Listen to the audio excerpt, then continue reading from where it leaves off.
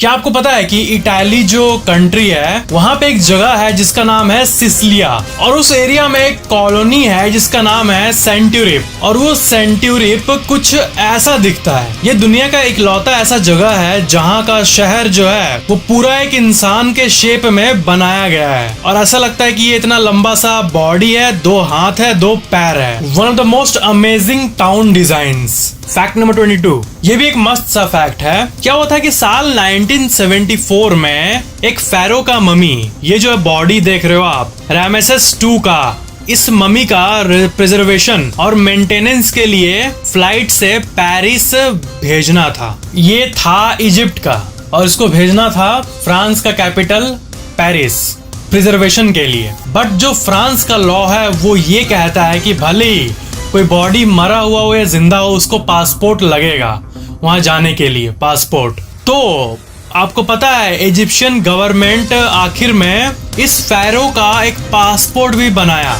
As per law technically चाहिए था, इसलिए गवर्नमेंट बना दिया इजिप्ट का इस फैरो का पासपोर्ट, और उस पासपोर्ट की मदद से इसको पेरिस ले गया। उस पासपोर्ट को आप यहाँ पे देख सकते हो। देखो यहाँ पे कंट्री कोड इजिप्ट लिखा हुआ है, पासपोर्ट नंबर लिखा हुआ है, फुल नेम लिखा हुआ है इतने पुराने जमाने का, और डेट ऑफ बर्थ देखो, ईयर लिखा हुआ है 1303 BC, और शुरू का जो डेट है ये है ही नहीं। प्लेस ऑफ बर्थ एग्जैक्टली पता नहीं था। Nationality Egypt, male, date of issue जिस दिन किया गया था 1974 को, और एक्सपायरी भी है। और प्रोफेशन देखो, किंग लिखा हुआ है, डिसीज्ड, मरा हुआ किंग, और नीचे लिखा हुआ है अरब रिपब्लिक ऑफ इजिप्ट। मस्त लॉ तो लॉ है। फैक्ट नंबर 21, जो समुद्र के लहरें होते हैं वो ऊपर से ऐसे दिखते हैं, ठीक है, लहर। बट कोई भी इंसान तो लहर के नीचे नहीं जा सकता, उसके लिए अंडर वाटर सूट और ये सब चाहिए होगा। बट मछलियां इजीली इस वंडरफुल व्यू को एक्सेस कर पाते हैं जो कि आपको एक वेव के नीचे मिलता है। This is the view of the under side of a wave.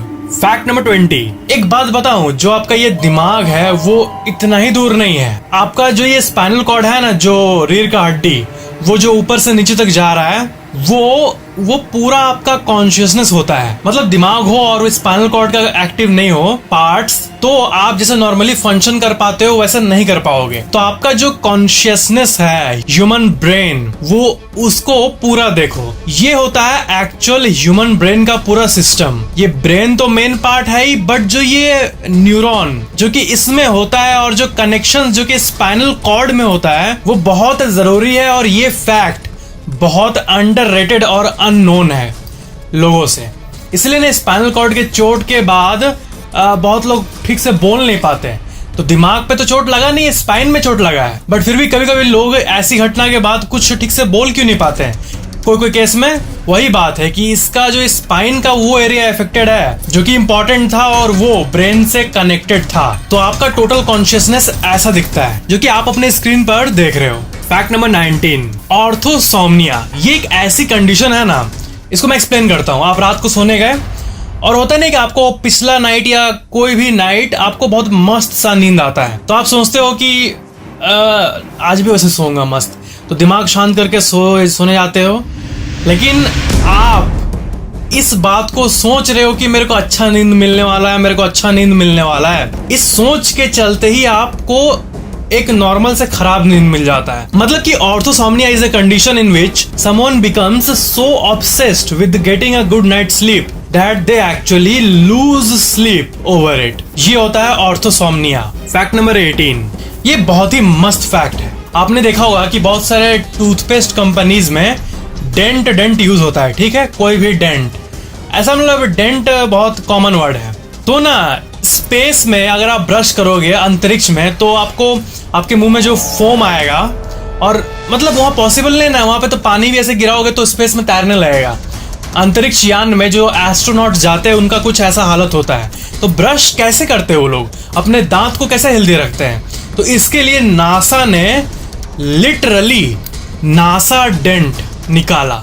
इसे एस्ट्रोनॉट का टूथपेस्ट भी कहा जाता है, और ये नॉन फोमिंग है, इसमें ब्रश करते टाइम कोई फोम नहीं निकलता है, और ये इंजेस्टेबल है। अगर आपके पेट में चला भी गया, अगर ऐसे तो जाना नहीं चाहिए, उनको गाइडलाइन दिया जाता है कि आप ब्रश करके पेट में नहीं जाए, बट अगर चल भी गया तो कोई दिक्कत नहीं है, जीरो रिस्क है।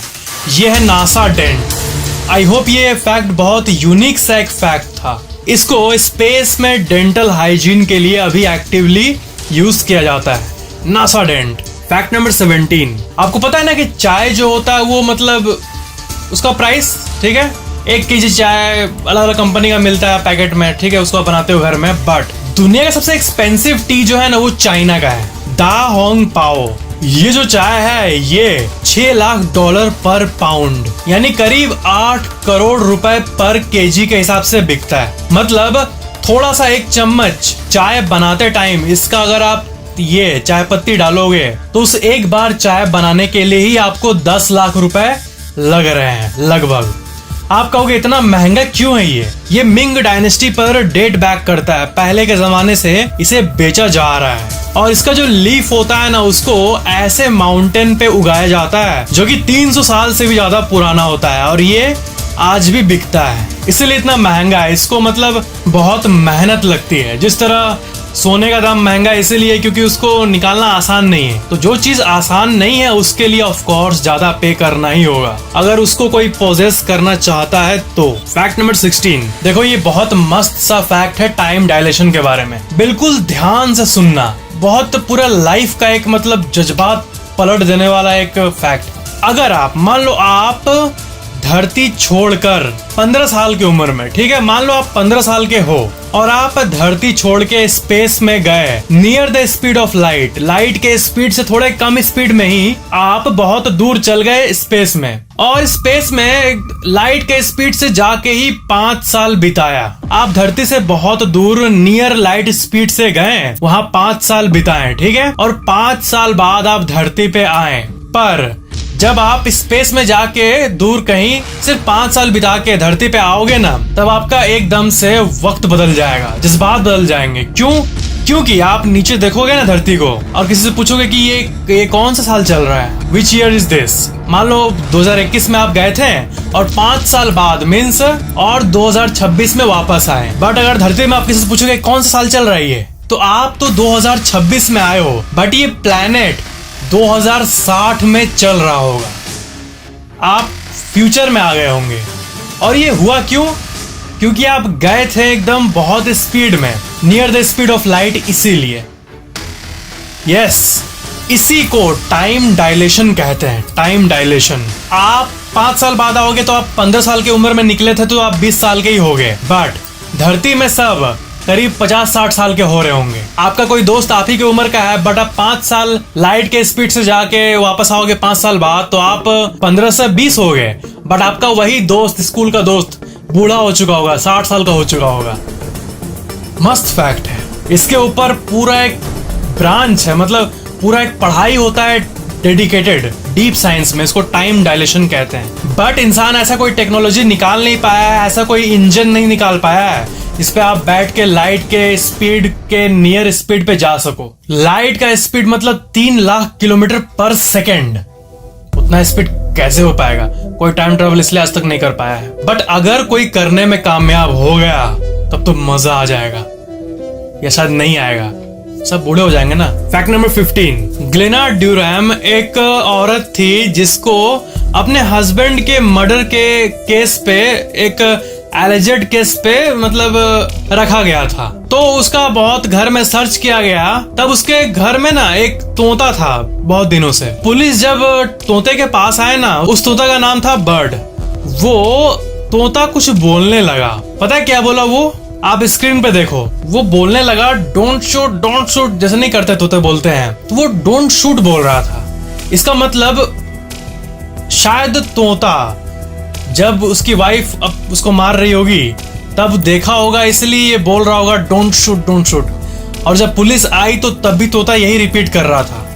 तो ऐसे कनेक्शन पाए पुलिस, बट फाइनली कोर्ट में इसको मान्य नहीं, मतलब इसको थोड़ी कोई विटनेस के रूप में ले सकते हैं हम लोग, क्योंकि ये तो एक जानवर है, बट फिर भी ये केस इंटरेस्टिंग था। फैक्ट नंबर 14, इस्तानबुल, ये जो शहर है ना, इसको आप म्यूजिक वीडियोस में सुने होंगे इस्तानबुल। तो इस्तानबुल ही एक ऐसा शहर है पूरी दुनिया में, पूरे विश्व में, जो कि पूरे दो अलग अलग कॉन्टिनेंट में बसा है। मतलब एक ऐसा शहर जो कि दो अलग अलग कॉन्टिनेंट में एग्जिस्ट करता है। Istanbul is the only city that is situated on two continents, Europe and Asia। तो यूरोप और एशिया देखो यहाँ पे डिवाइड होता है। तो इस्तांबुल, ये जो आप एरो देख रहे हो, यहीं पे है और ये यूरोप का सबसे मोस्ट पॉपुलेटेड सिटी भी है। बट अमेजिंग बात यह है कि ये विश्व का इकलौता ऐसा शहर है जो कि अलग अलग कॉन्टिनेंट पे है। मतलब एक ही नाम का शहर इस्तांबुल, यूरोपियन साइड में और एशियन साइड में। Fact number 13, Guinness book of world record, आपको पता है कि उसको तोड़ने के लिए कितने लोग लगे हुए हैं? कोई भी स्पेसिफिक रिकॉर्ड ले लो, उसको तोड़ने के लिए तो आप तो अलग अलग टाइप का अपना कारनामा दिखा के Guinness book of world record हासिल कर सकते हो। बट ये जो एक रिकॉर्ड नहीं है कि सबसे लॉन्गेस्ट टाइम अवेक, आप कितने देर तक बिना सोए रह सकते हो, तो क्या है कि बहुत लोग पूरे विश्व में मतलब हद ट्राई करने लगे, एकदम जग जग के ट्राई करने लगे, भले मर जाएंगे but Guinness book of world record लेके रहेंगे। तो finally Guinness book of world record इस स्पेसिफिक रिकॉर्ड को वैलिडेट करना बंद कर दिया, ये सोने वाला। और उसके बाद से सब लोग ट्राई भी मारना छोड़ दिए, क्योंकि अब लोग कितने भी देर जग ले, रिकॉर्ड तो मिलने नहीं वाला है, इसलिए अब कोई नहीं जगता इस रिकॉर्ड को तोड़ने के लिए। और ये अच्छा है नहीं जगता, क्योंकि इससे दुनिया भर के लोगों का हेल्थ खराब हो रहा था। तो Guinness book of world record के लोगों ने अच्छा किया। फैक्ट नंबर 12, जो मार्वल मूवीज देखते होंगे वो विजन को जानते ही होंगे, ऑफ कोर्स, सुन के गूज़बम्स आ गया होगा। तो पॉल बेटानी ये एक्ट किए थे विजन का और कर भी रहे हैं। तो एक मूवी प्रोड्यूसर ने इन्हें बोल दिया था बहुत पहले, एवेंजर्स के पहले, कि इनका करियर खत्म हो गया और ये हॉलीवुड में कोई काम के नहीं है। तो ये बात जब वो मीटिंग में सुने, उसके बाद वो बस एक जगह पे सनसेट देखते हुए जस्ट एक पार्क में बैठे हुए थे। तभी जॉस वेडन, जो कि एक बहुत बड़े मूवी प्रोड्यूसर थे, वो इनको कॉल किए और बोले क्या तुम विजन का रोल करोगे एज ऑफ अल्ट्रॉन में? और एज ऑफ अल्ट्रॉन को उन्हीं ने डायरेक्ट किया था। और उसके बाद की कहानी आप सबको पता है, मार्वल फैंस। फैक्ट नंबर 11, जो पहले के टेलीफोन लाइंस होते थे ना, वो मतलब गद्धड़, जैसे मेरा फेवरेट वर्ड है गद्धड़, वैसा होते थे। आजकल के टेलीफोन लाइंस इतने पतले पतले होते हैं, लैंडलाइन वाले। बट 1979 का जो ये टेलीफोन लाइन है, उसे आप देखो, इतने मोटे मोटे। आजकल का जो फाइबर ऑप्टिक्स केबल होता है, जिसपे एक एक जीबीपीएस का स्पीड का इंटरनेट आजकल अवेलेबल हो रहा है, वो भी इतना मोटा भी नहीं होता है। और इसे देखो, सिर्फ बात करने के लिए, बिना डेटा का भी ऐसा था पहले। टेक्नोलॉजी कैसे इवॉल्व हुई है बहुत गजब तरीके से। फैक्ट नंबर 10, ट्यूलिप जो ये फ्लावर होता है वो हॉलैंड में बहुत ज्यादा मात्रा में उगता है। तो जब ये पूरा एकदम जोरों शोरों पे होता है ना, जब वहाँ के किसान पूरा एक्टिव होते हैं, तब अगर ड्रोन से एक एरियल व्यू लिया जाए ट्यूलिप के फील्ड का हॉलैंड में, तब ये कुछ ऐसा दिखता है। ऐसा लग रहा है कि कागज से, क्रेयॉन से एक पेपर पे डिजाइन बना दिया गया है। ये जो ट्यूलिप फूल होता है ना, ये बहुत ब्राइट होता है। सिर्फ फोटो में ही नहीं, बल्कि आप ऊपर से देखोगे ना, तब भी आपको ऐसे ही एकदम नजर आएगा, क्योंकि वो बहुत, जब उस पर धूप पड़ता है तो बहुत ब्राइटली दिखता है। और ट्यूलिप फील्ड जो होता है हॉलैंड का, वो अपने बेस्ट काम के टाइम पे कुछ ऐसा दिखता है। फैक्ट नंबर 9, ये जो फैक्ट है, ये one of the best facts told by me है। तो रिसर्चर्स ने 3000 साल पुराने एक इजिप्शियन ममी का जो वोकल कॉर्ड है उसको रिक्रिएट किया मेडिकल सेंसर और 3D प्रिंटिंग से। और उनका जो गला का ये पार्ट होता है उसको इन्होंने रिक्रिएट किया इलेक्ट्रॉनिकली। और उनका बहुत सारा स्कैनिंग करके ये पता किया गया कि वो लोग उस जमाने में जब ये ममी बोलता था, इंसान था, तब कौन कौन सा वर्ड बोलते थे ये। तब ये पता चला कि उनका वोकल कॉर्ड एक स्पेसिफिक मूवमेंट में बार बार होता था। और वो वर्ड को जब डिकोड किया गया, तब पता चला कि वो वर्ड है बेड और बैड। इसका मतलब 3000 साल पहले भी बेड, मेरे लिप्स के मूवमेंट को देखो, बेड या फिर बैड, इसका जो मीनिंग है वो भले ही आज बेड या फिर गंदा, बैड, ये मीनिंग हो, बट उस टाइम और इससे भी पहले के टाइम में जब उन लोगों का एंशिएंट लैंग्वेज होता था, उनमें भी ये वर्ड था। और ये सब एक ममी के गले के, ये सब उनके गले के पूरे पार्ट को स्कैन करके पता चला। बेड, बैड, कोई भी वर्ड हो या नहीं हो पुराने जमाने में, बट बेड और बैड था, मे बी मीनिंग अलग था। फैक्ट नंबर 8, देखो ये जो फोटो है इसमें आपको दुनिया के जितने टाइप के जो एक आउल है ना, ये आपको देखने मिलेगा। ये देखो snowy owl, pad owl, great horn owl, और आप बाकी सब आउल्स को देख सकते हो। पता है मेरे को सबसे स्कैरी कौन सा लग रहा है, डरावना? ये लास्ट लाइन का थर्ड, ये अजीब दिख रहा है, भूत की तरह। फैक्ट नंबर 7, नीदरलैंड्स रोटरडैम में एक हाउस है बहुत यूनिक तरीके का। देखो क्यूब हाउस, इसको कहते हैं क्यूब हाउस, और ये कुछ ऐसा दिखता है। फैक्ट नंबर 6, इस दुनिया का सबसे ओल्डेस्ट बियर फैक्ट्री जो है वो इजिप्ट में ही है। और ये जो पीने अल्कोहल ये सब जो चलता है ना, ये सब आज से ही नहीं, या फिर कुछ साल, 100 साल, 500 साल पहले से नहीं, बल्कि बहुत पहले से ये चीजें चलती आ रही है। और दुनिया का सबसे ओल्डेस्ट बियर फैक्ट्री को आप देख सकते हो अपने स्क्रीन पे, 5000 साल पुराना एक बियर का फैक्ट्री।